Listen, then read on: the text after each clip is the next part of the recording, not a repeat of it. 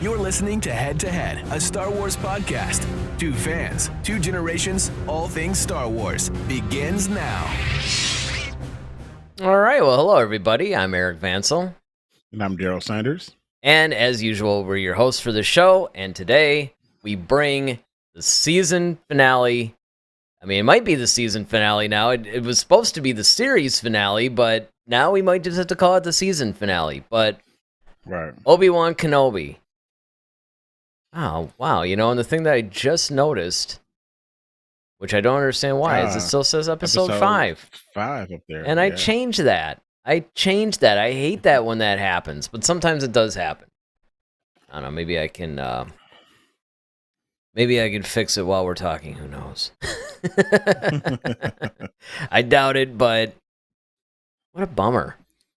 I'm not going to let that get me down. A wrong graphic. It's not the end of the world. But yeah, man, so we had this whole episode of Obi Wan Kenobi. So as usual, you know, what were some of your thoughts on the whole thing overall? Overall, it was a decent finale. There were, plus and minuses in my opinion, but in this one, I think there were probably more pluses than minuses. But it was really good. Yeah, I would agree with that, actually. I had said it, a bunch of times, the same exact thing that you're saying now, that, and I think this is true with really the show in general, is the fact that a lot of times the pluses, the highs, are really huge, and then the minuses, it's kind of like, oh, well, we could have done without that or whatever. But I think ultimately, though, yeah, this show, one of the things that I've really been enjoying about it is the fact that, you could talk about what you want about it being uneven, right? Because it's a fair criticism that the show at times, not always, I think a lot less than the Book of Boba Fett, actually. But being that it is only 6 episodes, I think it is a little, at times, uneven. All right, so fine. With this episode, I think that it actually encapsulated that because the highs were extremely high. Like the dialogue, the whole duel, this really was the duel of the century. I mean, in my opinion, I have to echo, I always watch, like after all these episodes, I watch a bunch of my favorite YouTubers on it. And I mean, I remember John Campea was like, dude, to me, this is like one of the top 3 lightsaber duels in Star Wars history. And I would agree that one of the things that we had always talked about, why we actually, in a lot of ways, prefer the original trilogy duels, is because there's more emotional weight. It's a lot less acrobatics and cool lightsaber twirls and moves, and it's a little bit more about the emotional weight. But here I thought we got an actual balance of the two in that sense. So, that was cool to see. The Reva redemption story arc, I actually thought that was cool. I thought that was a plus. I thought they did that in a way that was, satisfying. I mean, sure, you can make the argument that it's like, hey, man, we just have a villain that stays a villain. But you know what? You got Palpatine for that. I was also, yeah, Palpatine. Yeah, Palpatine. There's, you have Jabba. It's not like Jabba's like tearing up and going, maybe I shouldn't have. I mean, you do have some of this stuff. So, that was cool. The Leia stuff, I thought between Obi-Wan and her was cool. There are some things that bother me. It's funny. Coworker Doug. I don't even have to point that out because you've been there. You're there today. Yes, I was. Well, one of the things that he had pointed out to me, he actually texted me the other day, I think yesterday, and then he brought it up at work again today, which is funny because how I always try to watch these episodes again before we do the show. Like I'll see the Wednesday premiere and then I'll try to watch it again before before we actually do it, because otherwise I totally forget the details. Well, he had brought up the whole shaky cam thing during the Vader Obi-Wan duel. And I had remembered it, but what was funny was that when I first saw the episode, this past Wednesday, it was one of those things where I'm like, I was so absorbed in the duel and the content and what was happening that I didn't notice it as much. But when I went back and watched it a couple hours ago, I'm like, man, this is like terrible. I mean, I know what they were trying to do. They were trying to go for this like off kilter, just sort of put you on edge type of a thing. Mm-hmm. But man, before we get any further into it, first of all, I want to welcome everybody that's watching this live and remind you guys to hit that like button if you haven't already done so. I always forget to do this at the beginning of the show. Hit the like button, and then, of course, hit the subscribe button, because it actually helps. But at the very least, if you've already done the subscribe button, or if you're waiting to see the whole show, like, let me check what these guys are about, definitely hit that like button, because it really does help the channel. But those are basically the things, I think, some of the high points, some of the low points, like the shaky cam thing, and maybe like her ultimate redemption thing was okay, but I don't know about the whole like Luke thing where she finds him, and then how she found him anyway. It's kind of like, even when Bail Organa was talking about Luke, it's like, you really trace him to Owen Lars. I mean, that's kind of you are the most astounding detective in the galaxy if you can, from those few clues, trace him back to Owen. Mm-hmm. But I don't know. Yeah, that was one of my biggest things that kind of took me kind of out of it, is the whole Reva thing. I really didn't, and that's the thing about it. I really want to like her character. I think it was a cool character. I think it was, and I think you have an awesome person playing. I just felt like she just got bad direction or something. I don't know. Once again, like, it's been this way pretty much almost throughout this whole series. But I didn't like her redemption story because, one, it felt rushed. Two, well, it all feels rushed. It's only like 6 episodes. That's actually, overall, if I had to pick one of my biggest problems with this series, that's it, is the fact that you have a lot of really cool concepts, but they can't spend any time on them. Mm-hmm. And then the other part is the, like you said, the whole detective thing that she, like, okay, you're basically dying, and it's like, okay, you somehow deduce that, like, it's Owen Lars who's got this kid. You somehow find your way onto a ship. You fly to Tatooine, and I guess maybe she was doing the whole thing that the Inquisitor was saying, like, oh, revenge, or, is one of those things. It's amazing what it can do as far as keeping you alive or whatever. So I guess, okay, I can get with that. Cool. Because we've seen Maul said the same thing. This Inquisitor said the same thing. So I was like, okay, fine. But then it's like, all right, then you pull up, to Tatooine, now you're trekking across this blazing hot desert, to get to Owen. Like, how did you even know who it was and who had him? And then now you're chasing this kid, and then all of a sudden, oh, I'm about to strike down Darth Vader's kid to get retribution, and oh, look, I'm don't want to do it now because he reminds me of how I looked when I was in his position when his dad came in and mowed down, all my friends. It's just like, well, and I understand that, but I mean, I do. See, this is why I was actually surprised, because I figured that they were going to have her turn. Of course, that was a big rumor anyway. I mean, that was actually a spoiler that we revealed. That turned out to be true, actually. But I was surprised. Well, first of all, it was like, at least that made sense. I felt they should have spent more time leading up to that and flesh that out more, but they could only do what they could do in 6 episodes. But the reason why I sort of swung and said I actually enjoyed it was because I was really surprised by how emotionally, I don't know, I guess touched would be the best way to put it, but the dialogue between them at the end, between Obi-Wan and Reva, there was a little bit of weight and meat to it, I thought, that was really surprising to me. And the fact that, of course, Moses Ingram basically showing some acting chops and selling that, where it's like, am I really, is this really who I am? And Obi-Wan, basically, I mean, I'm paraphrasing, of course, but saying that, no, you could be whoever it is you want to be. You have to make that decision. Who are you really?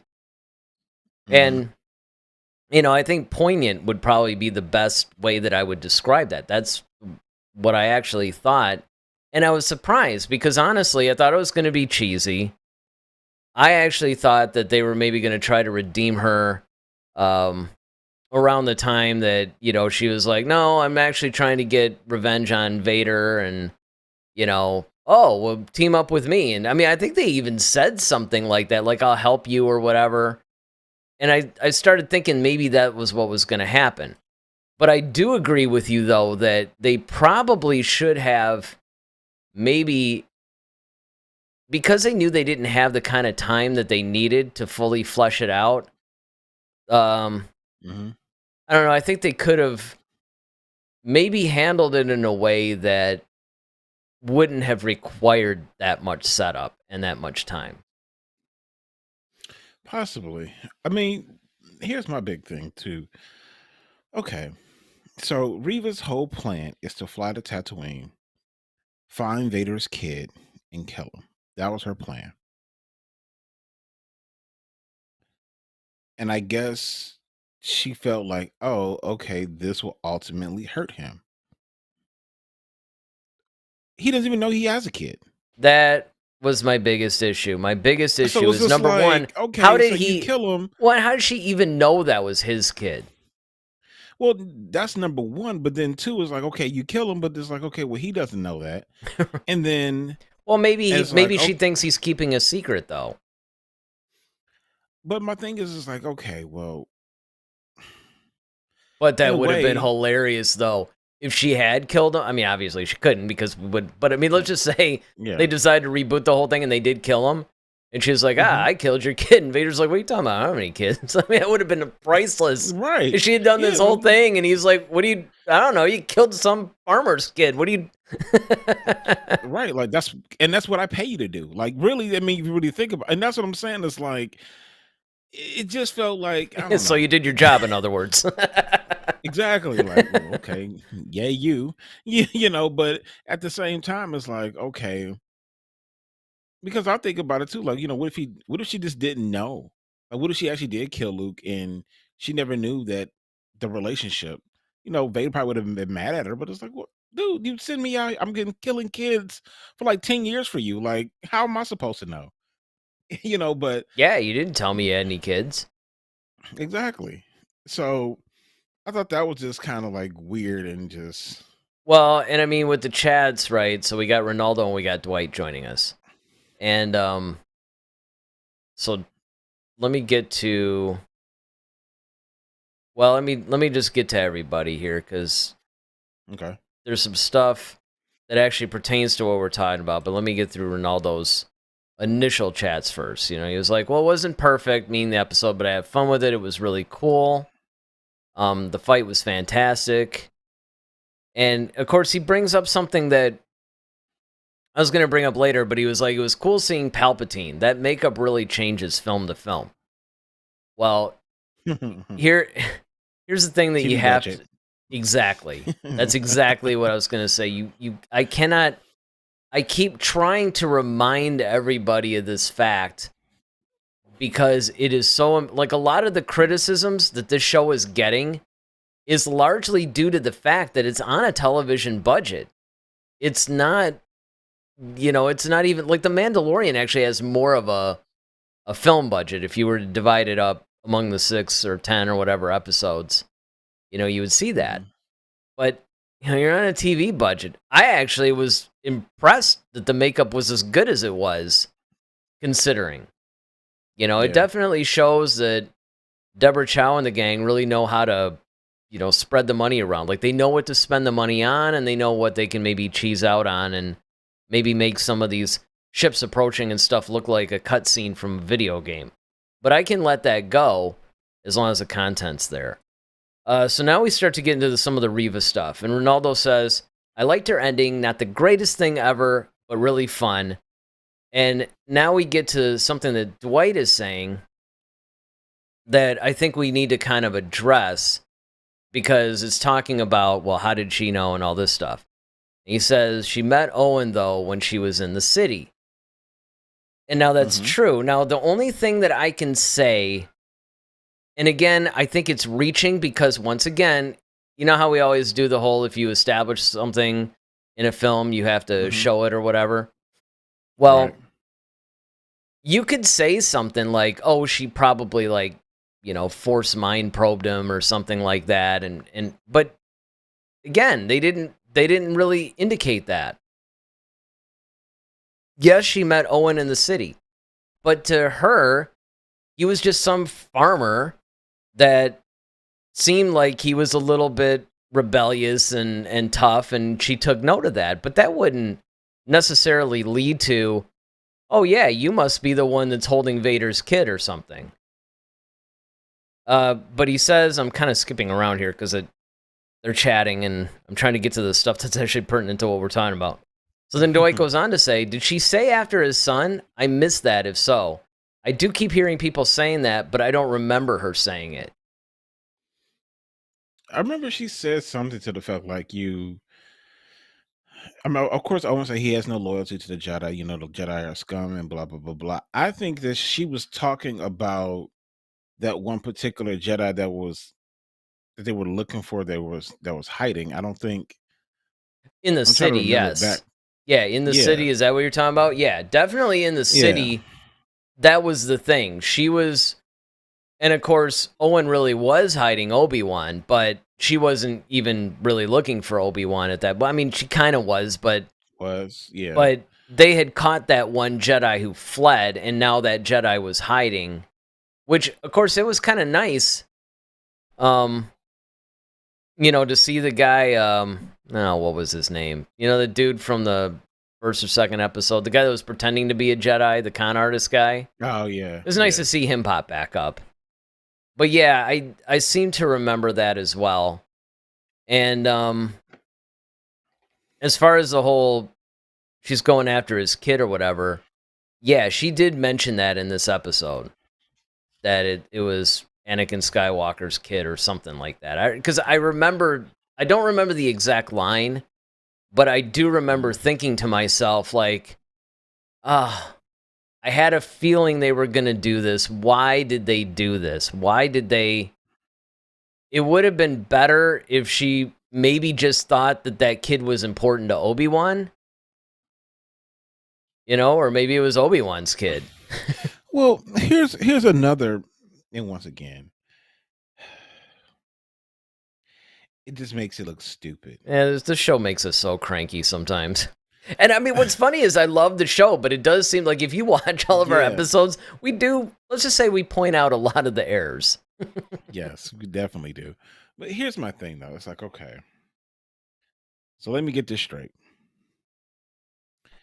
On practically your deathbed, you know, you stumble upon a recording that's all like garbled up, and you're like, oh, the boy on Tatooine or whatever. You were able to deduce that it was Owen Lars's kid, and it's got to be tied into Vader somehow. You can do that, but you can't you can't figure out that Leia is force sensitive. You can't figure out that Leia, like, you can't break this 10-year-old girl. Like, it just, once again, it just doesn't make sense. It just doesn't, but whatever. That was one of my big issues, like I said, with the whole Reva thing. The other thing was, well, wait, before you get into that, let me just make sure I'm getting all the Reva stuff here. So Ronaldo says, I understand that too, but they showed it enough for us to know that she has a soft spot for kids. At least it was enough for me. And I can understand that too, because they do... See, again, there are hints, and that's the reason why I'm willing to give some of this stuff a pass. There are some hints that they give where her character is concerned. Really, this is true for all the characters, but particularly her, They'll give little hints of things. But the problem is, by only making this thing 6 episodes, they weren't able to develop it. There was a couple of YouTubers.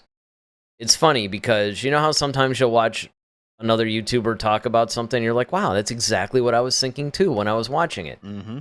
Well, this happened where some of them pointed out that they really should have split this into 2 different shows, because on one hand, you had the whole Obi Wan thing, but you could have made another show based on the Inquisitors. You could have done the whole Reva thing as a completely separate show, and you would have gotten 2 really cool shows pretty much for, the same thing, right? You could have done the whole, like, Reva thing, how she's trying to get revenge against Vader, some of the politics and stuff where the Inquisitors are trying to rise up and backstab each other and all that. You could have handled that in another show. See, I just don't know. This is almost a Batman problem. It's a really cool storyline, and it's great, but I don't really necessarily know if we need this in Obi Wan Kenobi. You know? Yeah, I mean, once again, I just think it's kind of like in a way how they did Phasma. They misused Yeah. her character in some way, in a lot of different ways. I think she would have been great. I think it's a great plot point, but I just think that she just wasn't directed properly, and her story wasn't written out as thoroughly as it could. But how can you when you only have 6 episodes? That's So, my point. See, they needed to you know. streamline this thing. If you're going to make it, there's plenty of Obi-Wan content that they could have,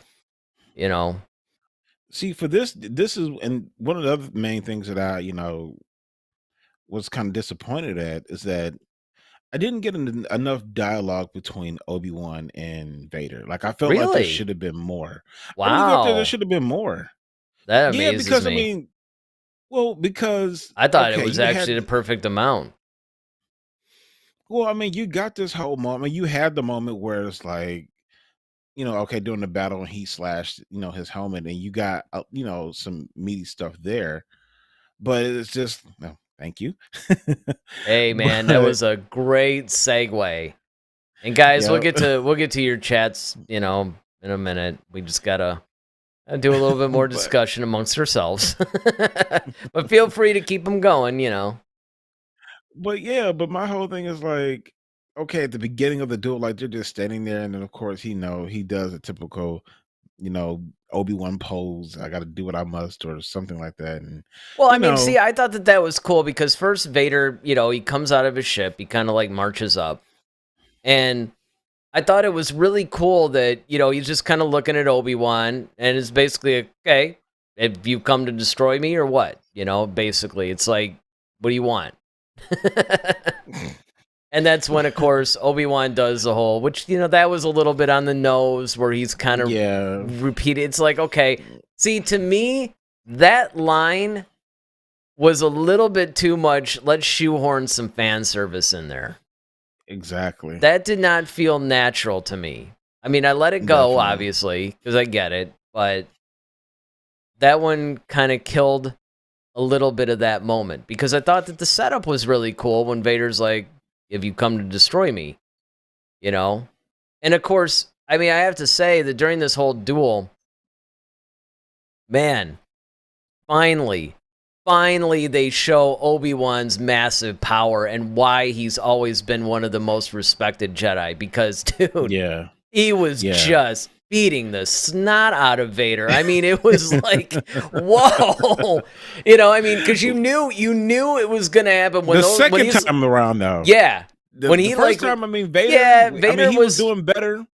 Right, he was did doing better, Vader but it was was still kind of kinda like kicking the crap out of him. right. But there was that turning point though when he lifts those rocks, and you're just like, When he would start chucking them at him. yeah, and Oh then he man, that starts was, just and like Vader. chucking them at him, And and Vader kind of had to like, and he's all like, doing this, and then he comes in and he's like slashing, and then he like takes the hilt and he knocks into his like, he just totally Chest shorts plate. out his respirator Chest thing. plate, which Yeah, is a man. typical Obi-Wan thing, which was very smart. Like, Obi-Wan is not necessarily the best swordsman.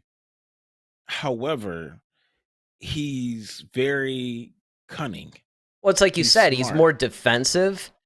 So that's Yeah. the reason why even somebody as powerful as Vader at this point he's still able to kind of deflect and go to toe with them. But you're right, like on the offensive part of it. But man, I mean, he was just like kicking them, and then a lot of those force pushes, which are totally like when Yoda threw the Emperor across the room. Mm-hmm. Oh man, Yeah. I mean, it was so satisfying to see all that. And then of course when you factor in just the incredible dialogue that they had when he had, finally slashed the mask, which of course was great because I've been telling a lot of the casual fans like, "Oh, they totally did this callback to the whole Ahsoka duel with him in Rebels when Yep. it was the same kind of thing." And I really love the exchange, and even though this is kind of it was like a half, I didn't really count this as a fan service as much as a retcon in order to help. But, when he's kind of like, you didn't kill Anakin Skywalker, I did or something. And, Mm-hmm. and then he's like, all right, It well, was, see you, Darth. And he calls him Darth kind of to yeah. bridge that whole thing. And I will say, another thing that was absolutely spectacular about this that actually shocked me is how much, especially after I saw this the second time and really went over some of the dialogue in it, it actually does, I have to give it to them, it makes the episode 4 dialogue make even more sense. And that, that floored me because I was actually worried that it was going to have the opposite effect. Well, speaking of dialogue, like one of the parts I actually really loved was the whole conversation he had with the Grand Inquisitor. When he's sitting on the bridge, he was like, we don't have to go after, we can actually stop, the whole basically Rebel Alliance from beginning, and stuff going after some Jedi, and he's just not some Jedi. Like Vader's just like, no, I want Kenobi. And then, you got this whole Star Destroyer chasing out this little ship or whatever. Which totally reminded me of episode 4 again, which I thought was Yeah. fantastic. See, that those kind of callbacks I don't mind. I don't mind the ones that Mhm. are, once again, it's like George Lucas had always said, right? It's poetry, it's rhymes, it's beats, it's Mhm. motifs and things that repeat and everything else. So certain things that are callbacks or whatever, it's appropriate in a storytelling framework. But that one, yeah, I thought that was pretty cool. I mean, I really actually the whole beginning of this episode was cool because you had that scene. They're flying in the ship or whatever, and then they switch to the Vader thing, and they start playing some of that Empire Strikes Back music, and Vader's like kind of marching with purpose, Mhm. on the deck and all that, and there was an excitement there, I thought. Yeah, definitely. But I have to say this. This is I mean, and of course, like I know that Vader has to live, but I just think that ending of the fight was so stupid. Because Why, it's the just fact like, that he why? didn't just kill him? Yeah, like the fact that he walked away. Now I could see if Vader did some trick or something, and then because he's like, "Look, I got to do something and get out of here because I can't sustain this any longer." That to me would have been better because then Vader, you could see Vader kind of like, "Okay, I need to hobble out of here and hop on my ship and get back and fix myself." Right? I I could thought the see same that, thing. I thought the same thing but because he was the pretty fact much at that his like you're mercy. Obi Wan Kenobi, I'm like, you've dude, already right okay, you now, yep. like, okay, you saw Mustafa, you thought he was dead then, and you let him go. You let him off the hook. Then you have him right here on the ropes right now. You know how powerful he is. You know what he's been doing. You know what the Empire is all about. Like he's a key piece to this, and you just walk away. Like that's just irresponsible as a jet. Like it was just stupid. And I was just like, that was just the You dumbest gotta ending wonder. to You know that what I would duel. love to see? They would. I would like to actually see it in live action. Is have him, at the end with Qui-Gon. By the way, the Qui-Gon thing was really cool too. I like that. I hated that part too. Did you really?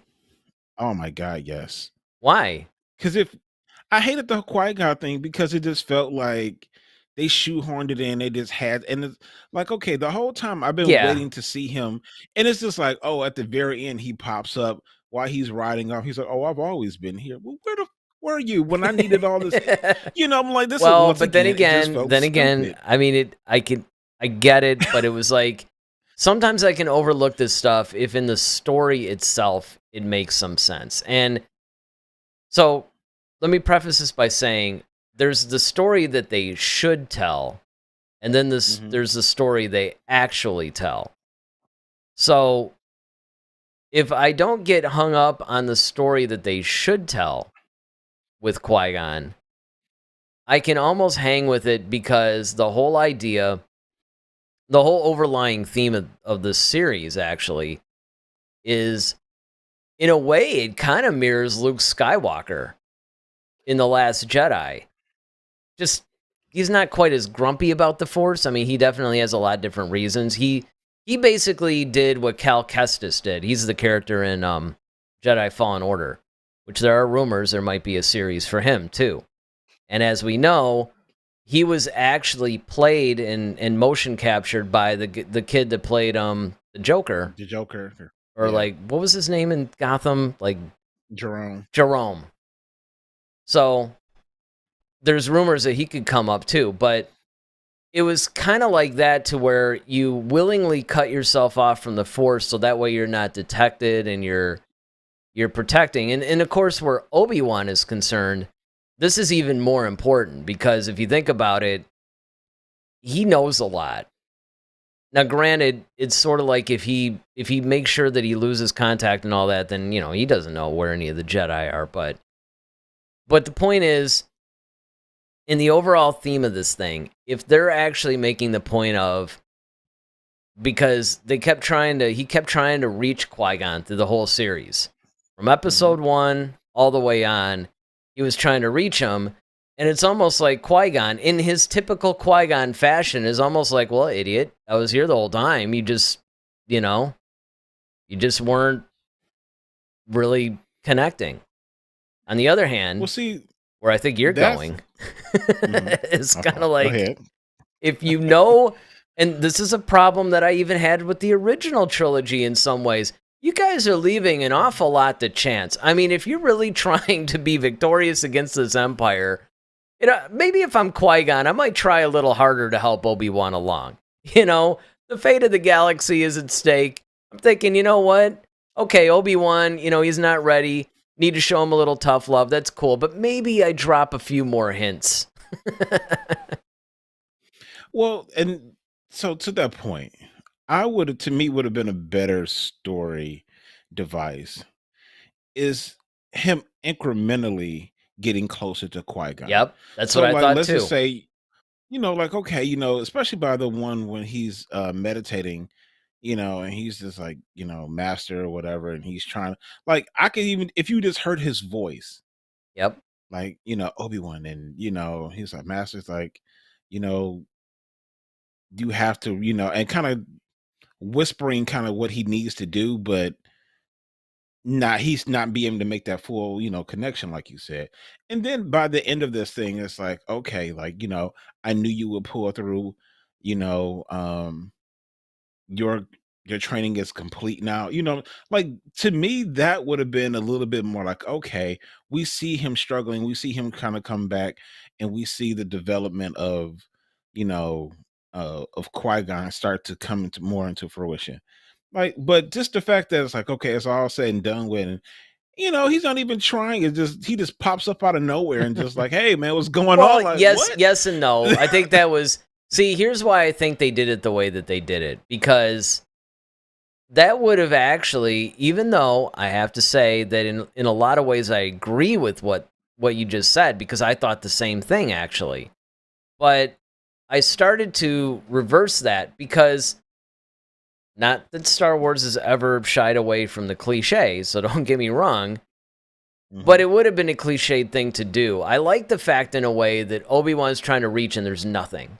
It kind of shows that he's not in any way connected to the Force.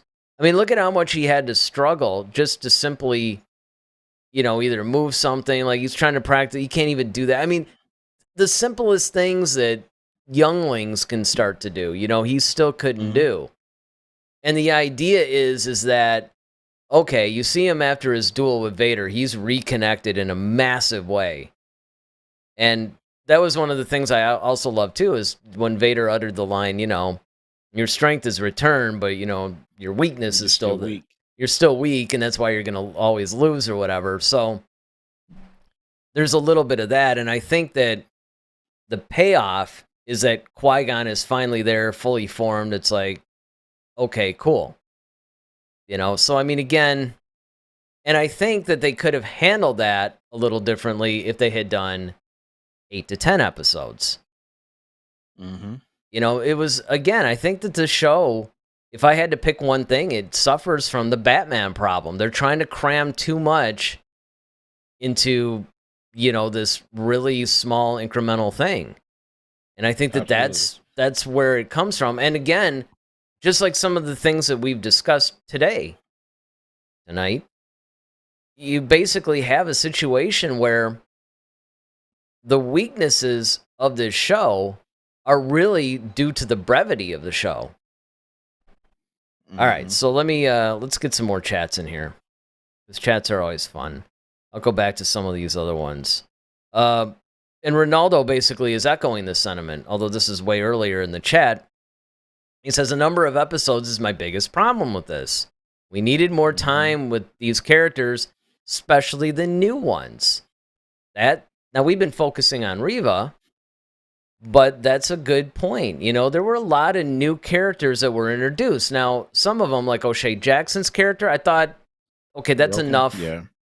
I don't think we needed more time with him, really, but definitely Reva, definitely maybe the Grand Inquisitor, definitely the fifth brother would have been nice. Who are some of the other new characters you think? Who? Talia. Oh, yeah, Tala. I keep calling her Talia. I know. That's fine. Yeah. Tala. Yeah, she was an awesome character. Man, I love. She was. No, well, that's an example of somebody that they probably shouldn't have killed off so quick.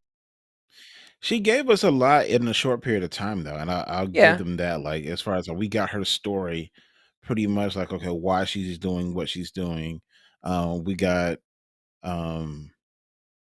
we got to see a lot of what she's willing to put on the line because of it.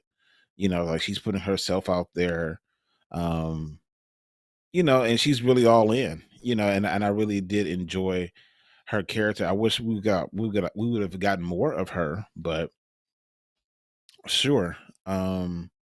She was definitely one. Roken kind of took over for her in a bit, so I like how like they got rid of her, but they gave us Roken, and he was kind of like, all right, we got his purpose early as well too. Like his wife, was force sensitive. He knew what she was, but it's like, okay, this is why his reason. We got that. And he's still trying to help out and do whatever he can. So I mean, I just wanted to see more of that particular character. But right, and Dwight agrees. He says, yeah, especially if you're going to introduce and spend time with a new character. It's one of those things that you have to, again, if you're not going to now, again, one of the other things that I do have to go back and think about a little bit more, because it just occurred to me just now, like literally in the last couple of seconds. Maybe part of not Tala, because obviously they killed her off, but some of these other characters could actually pop up in, say, Andor or something like that. So there is a possibility that we're sitting here saying, okay, they didn't spend enough time with this person. They didn't do this person. It's only 6 episodes, but maybe the plan all along, I know I'm giving Lucasfilm a lot of credit here that they might not deserve, but it could be that they're just seeding these characters in Obi-Wan, and then they're going to cultivate them in other series. I mean, that is a possibility. So we have to look at that. Okay, so Ronaldo says, that's another problem. I don't think Senator Organa mentioned that Luke was Vader's son. Well, exactly. He didn't. Yeah. He didn't. I mean, that would be that hologram stupid if he did that. Yeah. I mean, it was already bad enough that he was contacting them, but and so it is. Like... Which is still probably to me one of the greatest scenes and lines in the history of Star Wars. I'm probably in the minority with that one, but man, every No, it was time funny. I am I in crack up. tears. It's It's time for time you to to go. go. And so it is. So it is. That's the way he looked and said it. It's like, He's yeah, like, yep, okay, I'm out. tons of clones, yeah, guns, people shooting people that they used to side with. Yeah, I think it's time to go. But I would, and that's the thing, I was going to say this earlier, but I would also like to see an epilogue where, you know, Obi-Wan basically tells Yoda, like, yeah, I faced him, and Yoda just, like, going off, like, wait, you did what? You let him live? What, are you insane? Exactly. It's like, listen, let's review here. I sent you to kill Anakin on Mustafar. You didn't do it. Mm-hmm. Now you had a chance to do it again. You still didn't do it. You saw what he turned into? Mm-hmm. Just, like, hitting him with the cane and all that stuff. Yep. He force chokes him. Well, exactly. It's like, oh, wow. That'd be hilarious. Yoda, I didn't know you use Force Lightning. That would have been... But it's things like that. It's like these kind of decisions that you do have to wonder sometimes, like, are you really going to put that out there, Lucasfilm? Because, I mean, I get it. I understand. And again, part of the problem is that one of the things that I think that they're trying to capture from Lucas, which they're not, it's almost like they're replicating, they're not capturing, is that they're trying to do this whole macro type of a thing instead of micro. Because as we know, I mean, other than maybe the subject matter, one of the biggest differences between fantasy and sci-fi, or even sci-fi fantasy and straight up sci-fi, is that the fantasy sci-fi tends to go into the macro themes. They're more thematic. Whereas sci-fi, it's more the micro. When you introduce something like technology, you have to tell us how it works. That's sci-fi. But there are some times where you do have to maybe explain it a little, All right, so let's see. The other thing that I was going to say about all this stuff is the fact that when we go back to the whole, did they reveal that, he was Luke's son and all that? Because we kind of got off on a tangent. One of the biggest problems that I had with this whole thing, as we said, is the fact that there's just no way that Reva should have been able to deduce what she deduced from that message. And the problem that I have is that it's such a glaring error. I mean, it's not, there's just no way. Oh, yeah, definitely. I will say, though, the positives, though. I will say some of the positive things I did really enjoy. I loved the relationship between Leia and Obi-Wan on the ship. One of my favorite things, especially like when, it was like that nice tender moment when because he had the little phony Jedi kind of, he's like, look, I'll take her, I'll talk to her. And he got her to a point where she would listen to Obi-Wan at that point. So I thought that was cool. And then once Obi-Wan started talking to her, then he gave her Tala's holster. Very good. And the most hilarious thing, she was like, well, it's empty. He was just like, well, I'm not going to give you a blaster. Oh, man. That was just like one of the funniest things ever. Where he was just like, well, I'm not going to give you a blaster, Leia. But the way he delivered, the way he was I know. That's what I mean. Totally how you would look at a kid. Like, look, he's like, you're 10 years old. I'm not going to give you a gun. Are you crazy? Oh, yeah. However, you won't be 10 for long. And I love that exchange between them, their relationship. I really did enjoy that. That whole thing, of course, the scenes that they had on the ship, and then of course the scene after he returned her, after on Alderaan when Obi-Wan came back, and they had that little, the fact that she gets dressed with it too. Even her mom was like, is that a holster? Exactly. But how he uttered the whole "hello there" line. With the Luke thing, like, oh, you want to meet him? And you know what's funny about that scene? After Owen said that, I'm kind of like, oh yeah, I guess he never really has met him. He was just sort of watching him No. from afar. Which, that was another thing I thought was cool, because obviously by episode 4, Luke knows Ben pretty well. You know, it's like they spent a decent amount of time together, I think, by that point. Let's see. Dwight says, I think she just knew there was some relation to the boy because of the message between Organa and Obi-Wan on Tatooine. And that could be, but see, the problem is that they specifically, I wish I can remember the line, but it was specifically uttered that it was Anakin's son. See, it would have made more sense if they had been hiding Luke or something because he was related to Obi-Wan or something. Or maybe it was somebody else from Bail. You know, I mean, it could have been something like that too. The point isn't so much that she figured out that there was something important about him, because obviously, see, that you could get from the message. You don't get, I mean, because again, you know what this reminds me of? It's the whole Jedi Sith thing. I know people are like, what? Hear me out. So through the whole saga, basically, after the Jedi are only gone for maybe like 5 years or something, everybody acts like they don't even know that they existed. And a lot of that is because, again, they should have covered this a little bit more in the films, but you find out through a lot of the other canon materials that Palpatine essentially just wiped out, you know, history books, you know, from any kind of news thing. Like, you couldn't, it was even illegal to mention the Jedi, right? So it's sort of like you're bringing up the kids and they have no idea. So a kid that was born around the time of episode 3, like a Luke or Leia, might think that these Jedi were legends. Then you flash forward to episode 9, and everybody's tossing out the Sith term like there's no tomorrow, and there's only been 2 at a time. Like, they were secret. So, like a whole... And everybody's like, oh, like, Sith thing? Yeah, I mean, it just...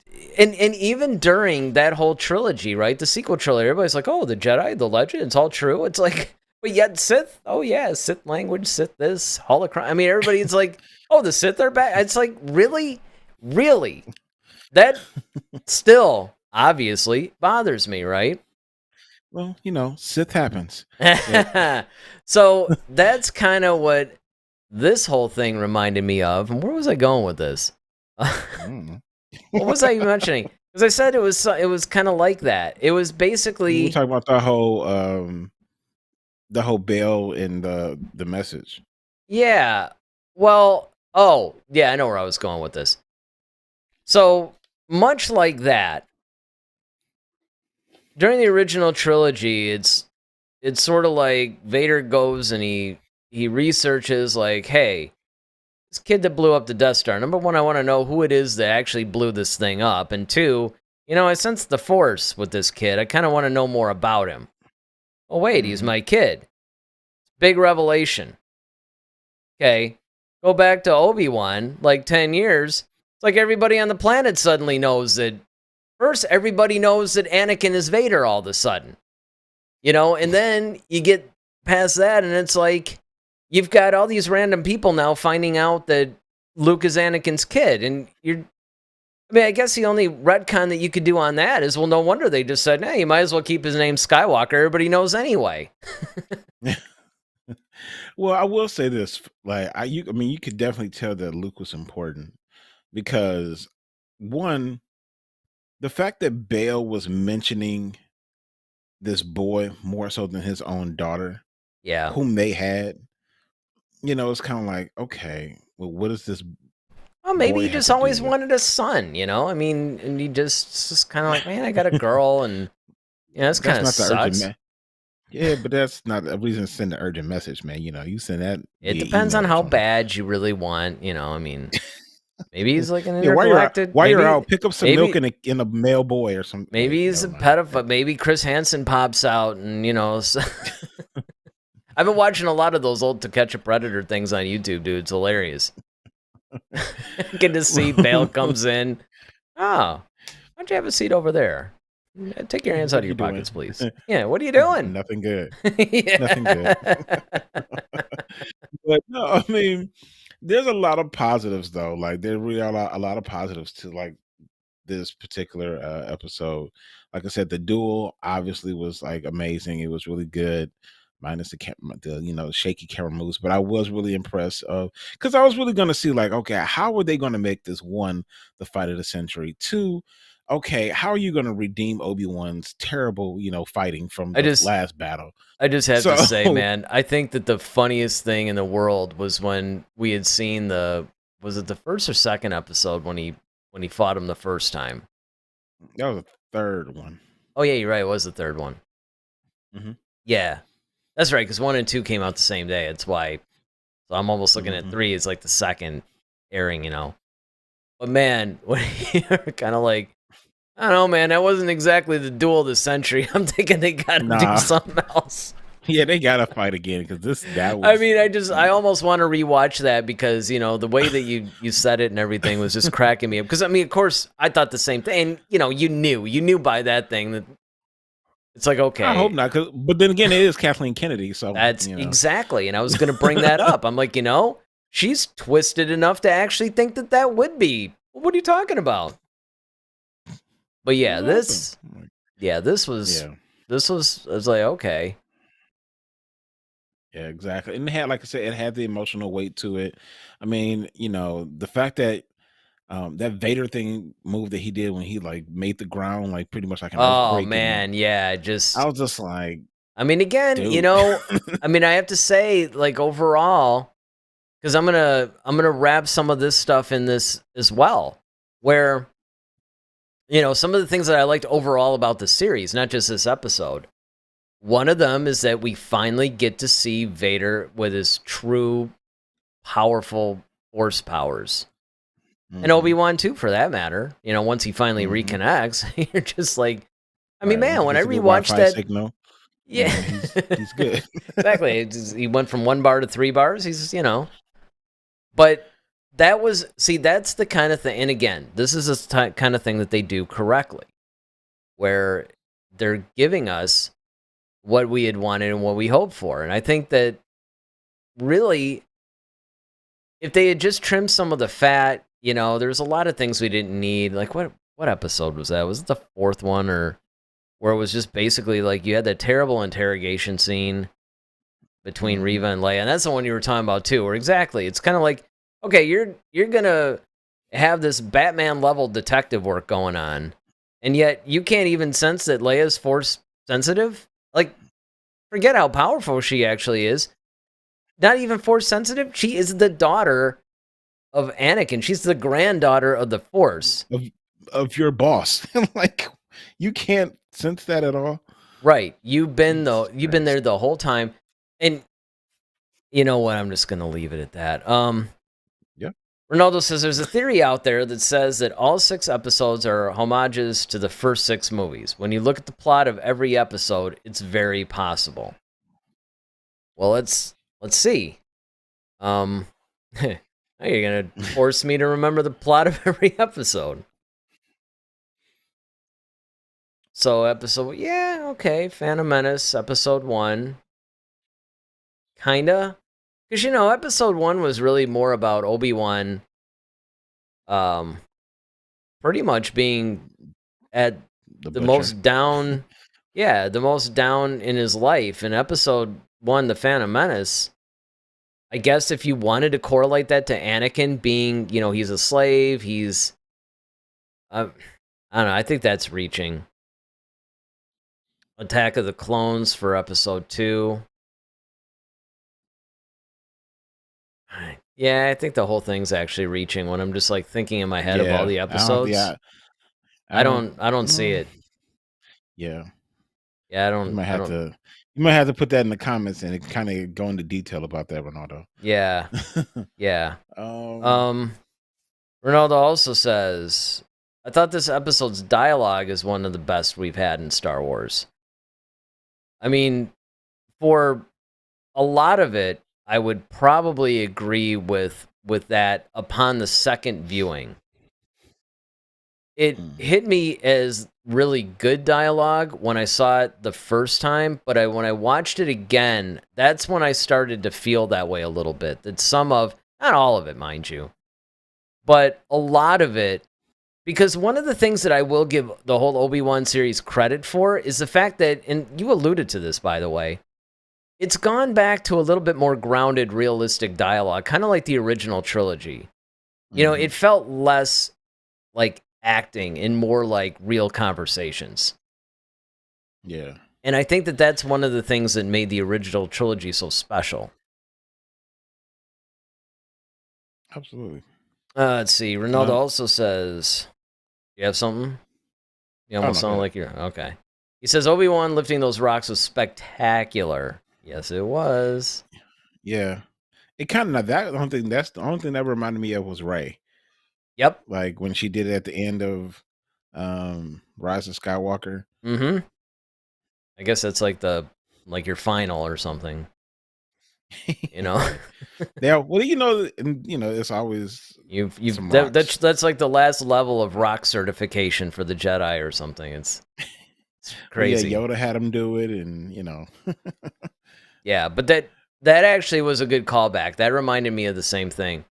And Ronaldo, of course, reminds us that, by the way, Obi-Wan defeated Maul, Grievous, and Vader twice. This guy is a beast. And yeah, I would especially because really when you go back and you look at his duel with Darth Maul, first yeah, when Qui-Gon was fighting him, I mean Qui-Gon was doing okay against him. But man, when Obi-Wan got in there finally, man, yeah, he was he's just going at it. and that's another thing that I appreciated about this episode in particular is the fact that everything from, that pose that he does with his lightsaber Hmm. and some of the other callbacks that they did to the prequels, it really did do a good job of tying his character back to that. You basically had a lot of that, a lot of what you saw in the prequels. You could see that this was the same guy. That yes, he had basically lost his connection or whatever, but then when he got it back, you see growth. You look at Hmm. Obi-Wan from episode 1, and you saw the growth from 1, 2, and 3. And then you see it now, and it's organic. It's realistic, not organic. And it's very realistic to me. That's one of the things that made the dialogue between him and Vader so poignant. Is you instantly think back of their conversation on Mustafar Hmm. and everything else, and it was just too bad because when Obi-Wan once again is almost crying, saying that he's sorry and apologizing to Vader slash Anakin. You almost kind of wish, like, maybe you two ought to go to a cantina somewhere and just kind of talk this thing out. There might be Yeah, like some what happened? right. It's like, dude, what do you want me to say? Why do you got to be like this? You Well, remember? that's what I thought was going to happen. Actually, like when Vader first stepped off the shuttle and they walked up, I thought there was going to be more dialogue there, and I think that's where I Well, was kind of hoping. and I can see that because I basically, and I think Vader in universe, I think Vader thought the same thing. Because if you think about it, Vader gets off the ship, he goes up, he stands there, and he's just kind of waiting. And finally, after, some uncomfortable pauses, he's kind of like, all right, well, coming to destroy me, or like, what are we doing right Right. now? What is this? Exactly. I'm here. Um, I'm ready. I'm I'm willing to here. You're listen. I'm here. ready to talk. Just what are we doing? And I think that's Yeah, from that standpoint, I definitely agree with you. because I would have loved to see that would have been a moment I would have loved for Vader to kind of talk about Padme, like, you know, you turn Padme against me, and you turned it, and Hmm. Admit it, you like were this is banging her. you sully my woman. Exactly. but yeah, I mean, I just would have liked to have a little bit more conversation at that moment. And then I mean the one that we did get when they actually kind of got into that, big part of the battle when, Vader pretty much realized that he's lost this one, you know, which I I know they weren't going to show this, but I would have loved just, you know, me and my comedic mind. But I would have loved to see like how everybody would have looked at Vader when he walked back on that ship. Because it's just like does he have some like back entrance where nobody can see him? Because he's like, oh, he kicked your butt, huh? Like exactly, like you his got owned, all, man. Mask is all like off, his like respirators. He can't breathe. He's wheezing and all over the place. Well, but I mean, I think in a lot of ways, it's probably why the Emperor was like, okay, is there still a thing here with your past? Because, yeah, maybe you're just not strong, Yeah, maybe we need to rethink the Sith Lord thing, No, Obi-Wan means nothing to me now. Oh, now he means nothing now. Okay. Oh, so he meant something before. Yeah, for 10 years you've been chasing this dude, and now all of a sudden, right. All right. Tell me. Oh, man. But I mean, if you think about it, though, one of the cool things I think that they did when you really think about the dialogue, and they did this without making anything feel forced or shoehorned. So first, what you get, this is why he says, when I left you, I was but a learner, now I am the master, because he got owned in this duel. Mm-hmm. Then the whole Return of the Jedi, Obi-Wan once thought as you do.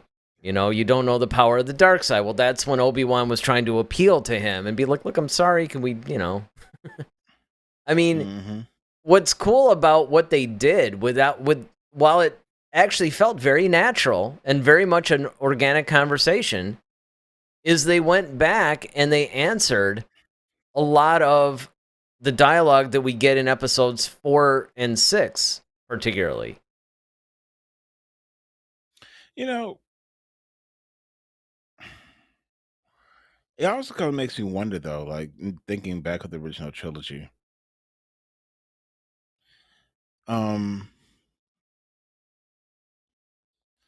Vader never saw Luke with Obi-Wan, really. Number one, and then because remember he kept saying like Obi-Wan can no longer help him. Yeah, you saw him with him when they were fighting in the hangar and stuff like that. Yeah, but Luke was always on the other side, though. Like, he was just...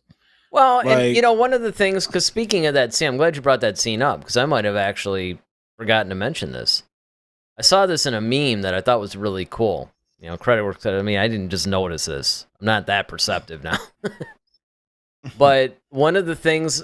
When Obi-Wan kind of looked over, before he actually raised his lightsaber up and kind of Force ghosted himself, the last thing he looked at was he saw Luke and Leia united. Like, reunited. Like, from the first time since their birth. And, wow, yeah. That was kind of like, wow. That, all right, gets me right in the feels. But, carry on. Yeah. But, I mean, like, and then, of course, he's talking to the Emperor in Empire. He says, Obi-Wan can no longer help him.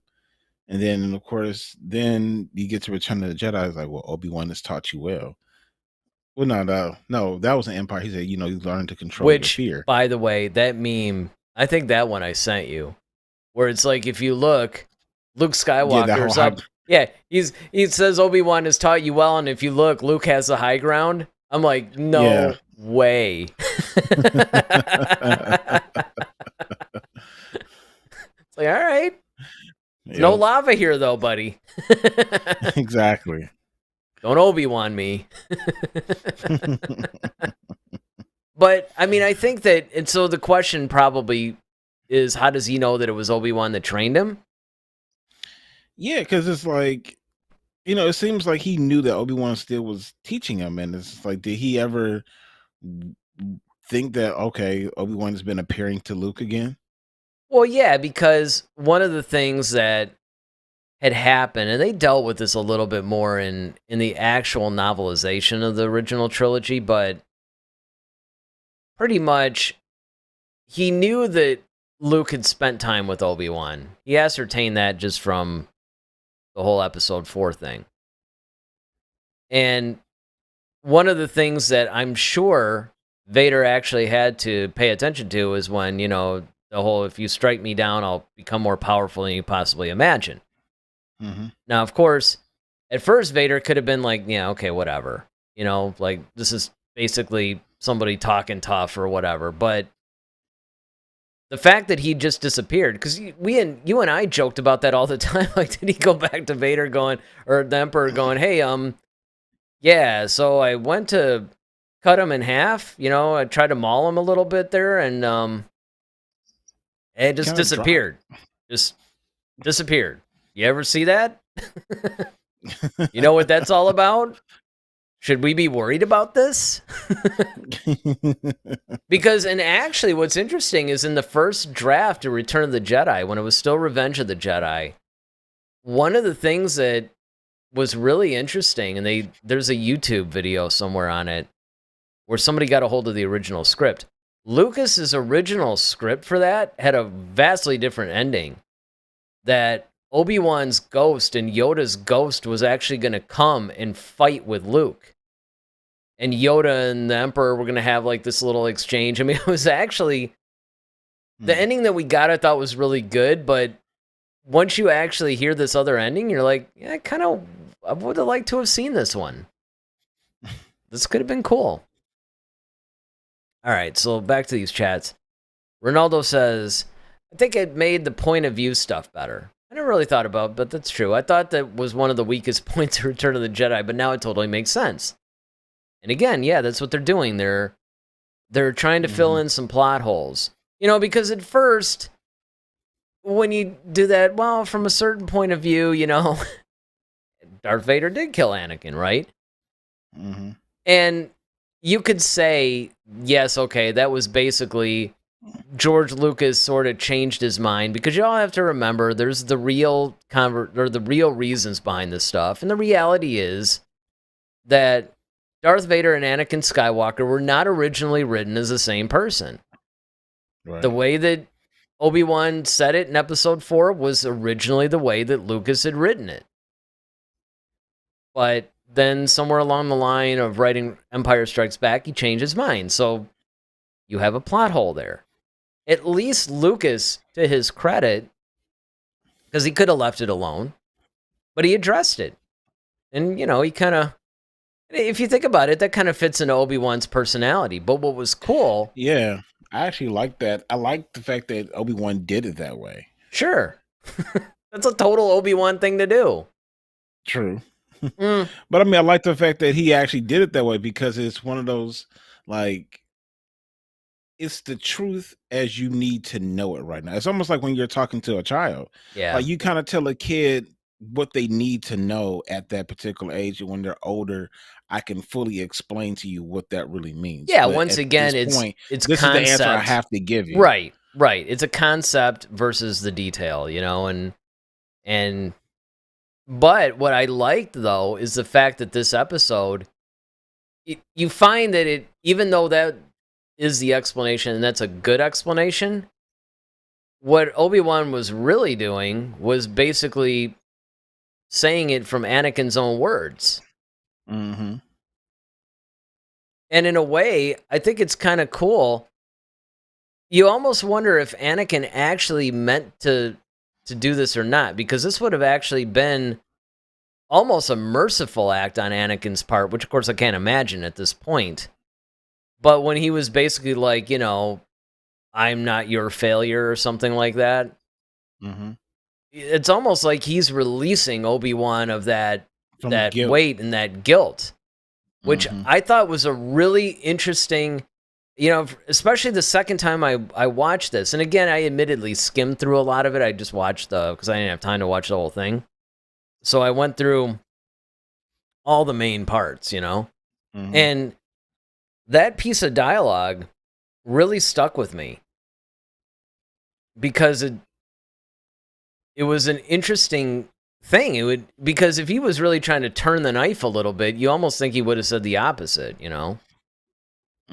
Even though the other point of view that you could take on that is, Obi-Wan, you're not going to take credit for, what I've become or who I am and the super powerful being that I am now. This is all me. I think that that's really more where it's coming from, but...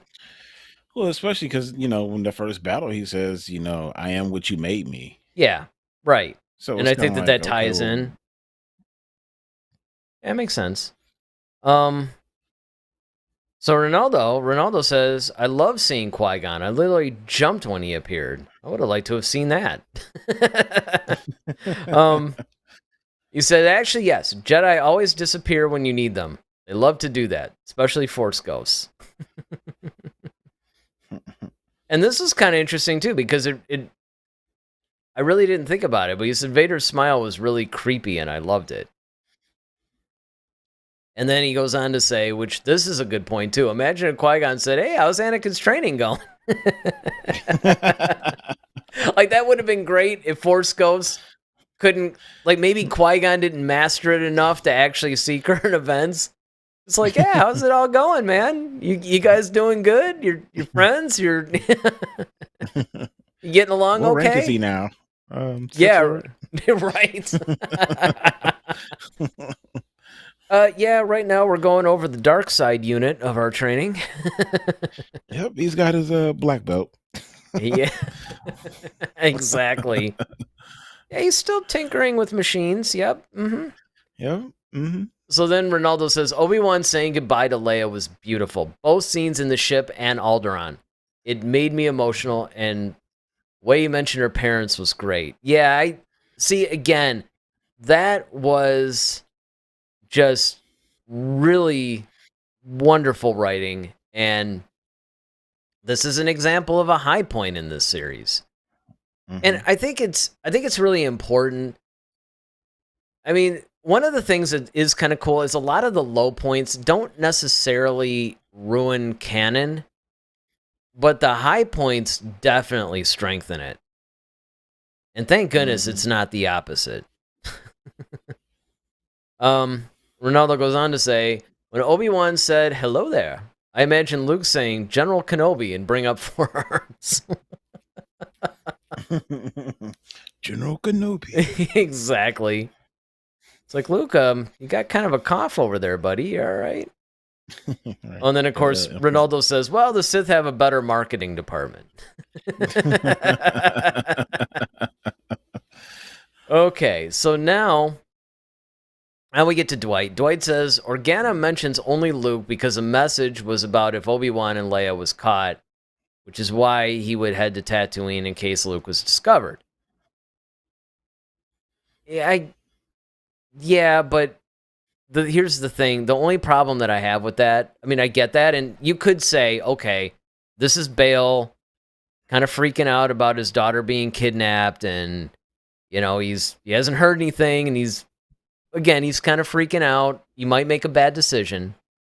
But let's keep this in mind. This guy is a senator in the Republic and has been for a long time. He is one of the architects of the rebellion. So I'm thinking that knowing how important both Luke and Leia are, I don't necessarily think he's going to go out on, you know, public messages and do that. And Obi-Wan's DM and yeah, hey. Exactly. I mean, I just think, I mean, again, you could write that either way, and I guess it would be believable because you could say, hey, look, man, you know, this guy is just at his wit's end because of his daughter and all that. But again, you know, he would, I think being a senator, an architect of the rebellion, he might have a little bit more composure than that, but I don't know. Maybe they'll cover it in a future Legends, or not Legends, new canon book or something. So Ronaldo says episode 1 is about a Jedi and a kid in the desert. All right, he's trying to give us the whole rundown here. The second one is about chasing someone in a big city. Wow, man. I mean, all right, I'm hanging with this theory, but I'm just saying right now, I think it's reaching. Both similar, maybe not plot, but in concept to Phantom Menace and Attack of the Clones. Episode 3 had the big confrontation between Obi-Wan and Anakin and the theme of hunting down Jedi, similar to Revenge of the Sith. I can kind of hang with that one. Episode 4 is basically the same thing as A New Hope, rescuing Leia. And I will say that episode 4 was the one, that was the interrogation scene, right? So that, and it was kind of in a Death Star looking, you know, environment, so okay. Episode 5 is about the Empire trying to enter the good guy's fortress, and we also see Vader's power, similar to Empire Strikes Back. And I will say, that did remind me of the Hoth thing. When the snowtroopers landed and Vader and the snowtroopers were marching through, I have to say that did remind me of that. Mm-hmm. And he says in episode 6, we have a big fight between the protagonist and Vader and an evil character getting redemption. And Dwight joins him in saying, I can see how those connections can be made. And then Ronaldo goes on to say, and adding to the first episode, it also has a theme of a Jedi protecting, wanting to train the Chosen One, or he thinks is the Chosen One, similar to the Phantom Menace. And also add to the second one, the theme of Princess is being hunted down by bounty hunters. There might be more connections, but there's probably more. Okay, and then it goes, oh, and of course, Vader burning Obi-Wan in episode 3, the way Anakin did in Revenge of the Sith. All right, I'll go with that. There is a lot of similarities there. Again, it's an overarching theme type of thing. I don't know if I would say that they're direct influences, but you could definitely see where that is somewhat of an homage, and I can hang with that. And that's true. That's clever. And you know what? You know why else I could actually believe that? It's because it's Deborah Chow. There are exactly 4 people, well, maybe 5. I could see Favreau doing something like that. I could see Filoni doing something like that. I could see Bryce Dallas Howard doing something like that. Deborah Chow and Taika Waititi. I could see those 5 directors doing something similar to that. So, okay. So, final thoughts on this episode and maybe the series in general. My final thoughts are, I think the last episode was good. If I had to give it a rating, I probably would give it. Oh yeah, we gotta do ratings. I'd probably give it an 8.5.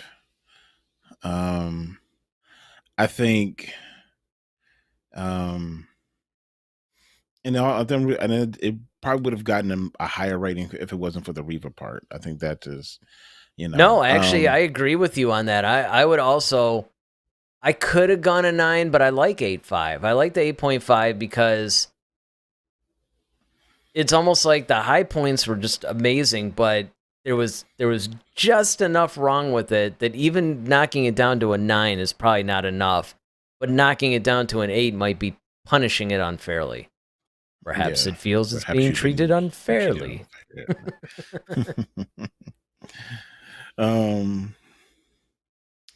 So yeah, overall, I'll give it an 8.5, and I think it was, a pretty good episode.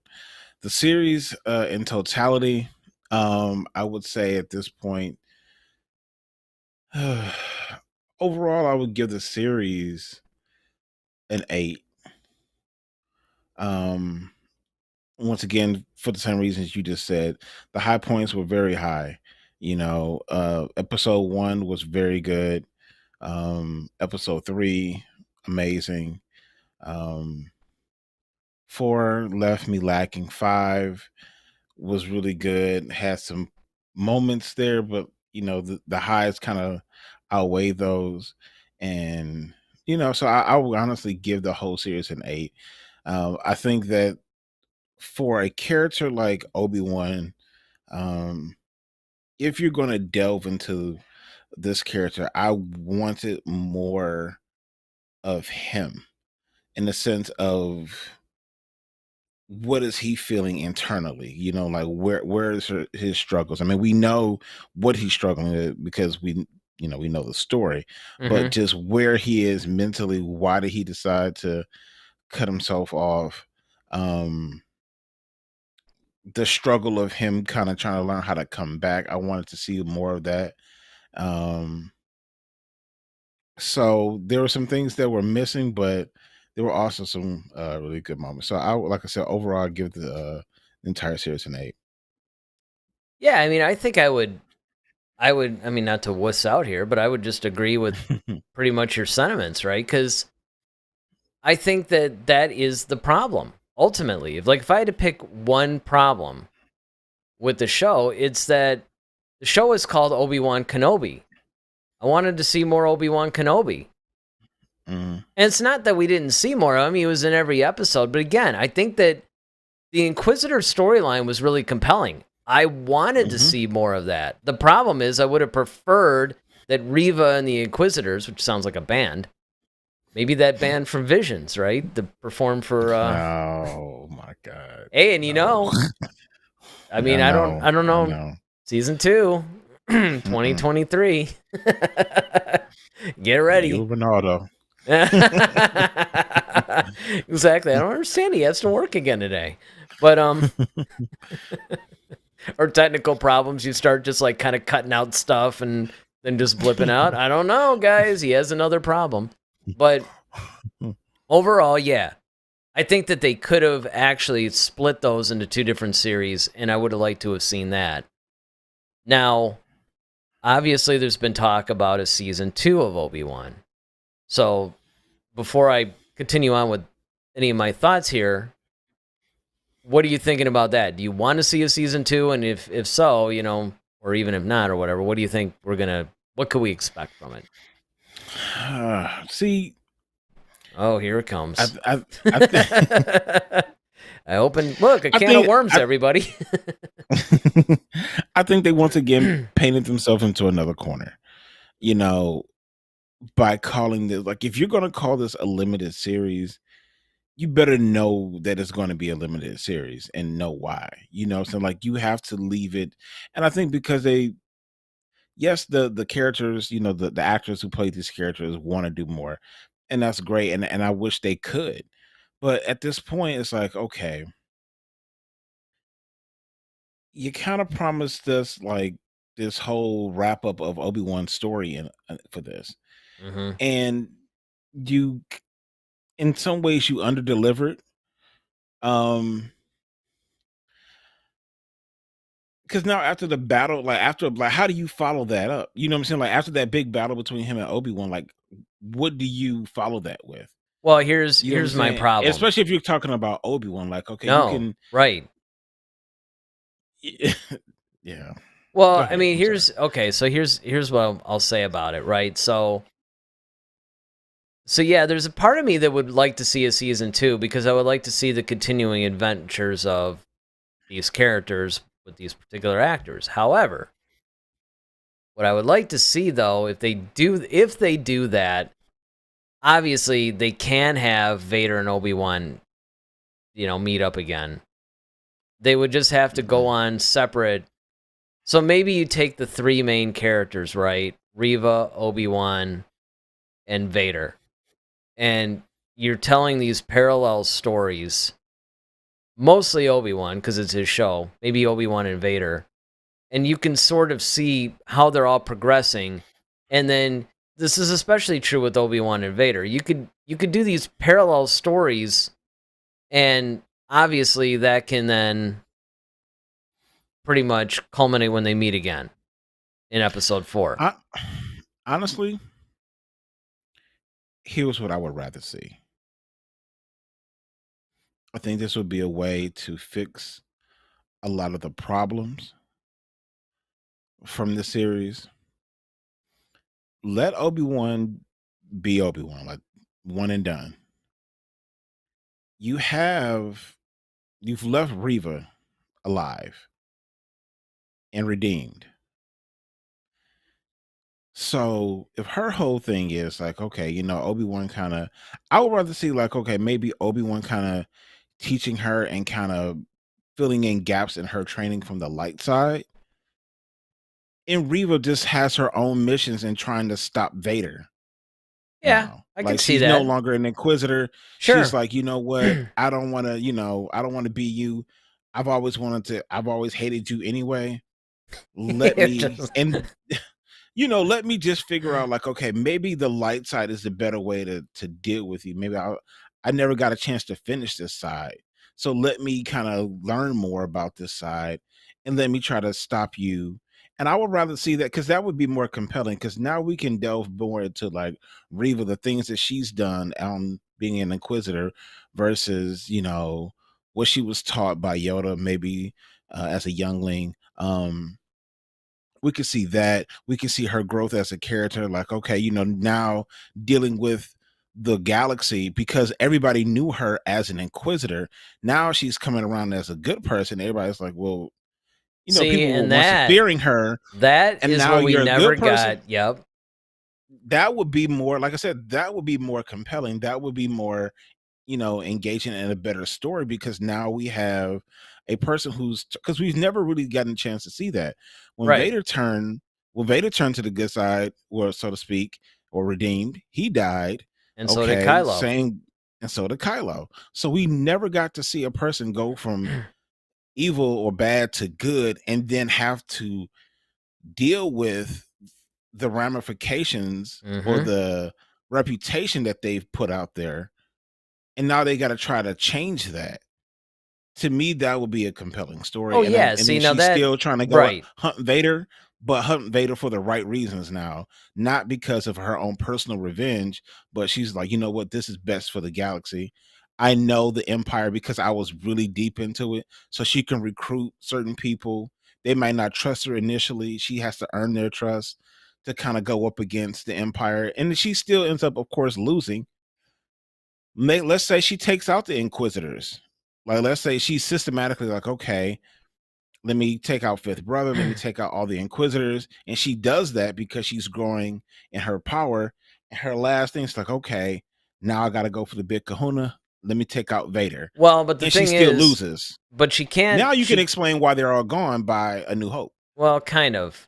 Because the problem is the Inquisitors were actually introduced in Rebels. Yeah, Never mind. That's where they actually were introduced. So I mean, you can't. I keep forgetting that Rebels comes after like, this. Slow down now. We can't. Right. Can't exactly. I mean, we gotta let them.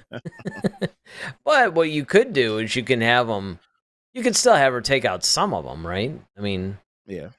So yeah, I kind of like that idea. The other idea that you could also do is just have these characters pop up in some of the look. Andor takes place around this time. If they ever do that solo series, which would have been the second and third movie, and they just do it as a series where you got Crimson Dawn and all this stuff, dude, that'd be the perfect spot to start throwing in some of these characters. So there is a way to go. It's just the other part of me though does say, man, you wrap this thing up so neatly, and it goes right into Rogue One and Episode 4. But again, I'm totally compelling ideas we got here.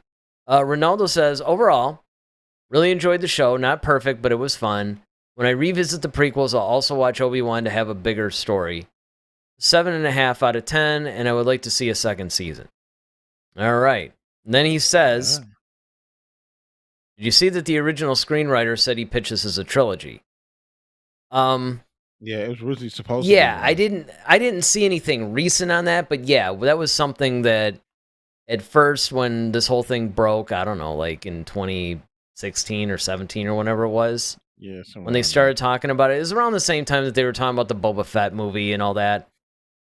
Because I remember when we did a show back then, or maybe not back then, but because the Obi-Wan thing had popped up several times over the years. And I remember in one of our earlier episodes, back when you're like, dude, I never want to see, when it was all that, it was kind of like, it went from one movie to 3 movies. And I remember you're like, okay, man, I think it would have a hard time doing 1. Now you're trying to tell me you could do like 3, like a 6-hour, which I have to laugh now, 6-hour thing. What are you going to do? So, yes, we do remember that it actually was pitched as a trilogy. So, we'll just have to see. But anyway, of course, the question comes, what do you guys think of the whole thing? What did you think of, first of all, this season, possibly series, but we definitely know season finale of Obi-Wan, Episode 6. What were your thoughts? Leave your thoughts in the comments section. And hey, also leave your thoughts on the entire series. What did you think of the whole entire series? Was it good? Was it mediocre? Did it live up to your expectations? Were you disappointed? Let us know. Let us know all of your thoughts in the comment section, because we do continue the dialogue in the comment section. And of course, while you're watching this, don't forget to hit that like button, hit the subscribe button. If you want to see more content, we're live every Monday and every Friday at 8 o'clock. And Friday, hey, this is a first. We know what we're going to talk about. In fact, it's on YouTube right now. You guys can actually click on that notification bell, set a reminder for this Friday at 8 o'clock. We are going to be talking about the possible, rumored, sources confirmed actually, return of Padme to Star Wars. That's right. Apparently, Natalie Portman has returned to Star Wars as Padme and is, I don't know, done some project or something. It's from a source that has, I guess, been reliable in the past, so we have to wait. So, of course, Friday, we're going to try to speculate and figure out, okay, number one, what project could this be? And then, of course, naturally, we'll get into the whole discussion of, how could she return and what would you guys want to see her in? And I'm sure there'll be white pants somewhere in this thing. I would say Eric definitely wants to see her in white pants. I'm surprised I didn't make that the thumbnail, actually, but, just one day. I almost hope that Natalie never sees this. She's going to think I'm a complete perv or something, but I did bring up Dateline NBC. Hey, real quick, I just thought about it. Like, it just kind of dawned on me that if they did do a season 2 of Obi-Wan, considering how this one ended, maybe this is where we find out like how Qui-Gon is actually going to teach him how to become a Force Ghost. And maybe I never really thought about that. And unfortunately, the other thing that I did, this is kind of like the epilogue, I guess, but. I meant those ending credits when AC comes back on. Yeah, like a Marvel thing. A little screen, exactly. This is the mid-credit scene, guys. No, you're right. They could do that. They could actually be like, hey, now Qui-Gon will deal with them. I really enjoyed Palpatine's return in this episode, too. I mean, all we really talked about was his makeup, and then we just never said anything. But I thought that was a really cool element, too. And you could run that parallel story arc, right? You could do Obi-Wan and Qui-Gon are training, and maybe he's dealing with Reva and sending him off on missions, and maybe you get a Qui-Gon, Obi-Wan, Reva trio on Tatooine, and then you have Vader and Palpatine are kind of progressing. So yeah, in other words, there are a lot of possibilities. But the question is, what makes the most sense, and what will fans actually accept? Although, fan base is so toxic, who knows? But make sure you watch us Friday night at 8 o'clock. We're going to be talking about all things Natalie Portman and Padme returning to the series and white pants and all kinds of good stuff. So until then, I'm Eric Vansel. I'm Daryl Sanders. May the Force be with you. Always. Head to Head, a Star Wars podcast. Be sure to follow us on Twitter @HeadToHeadSW. Submit your questions for our next show. Visit our official website at headtoheadswpodcast.com.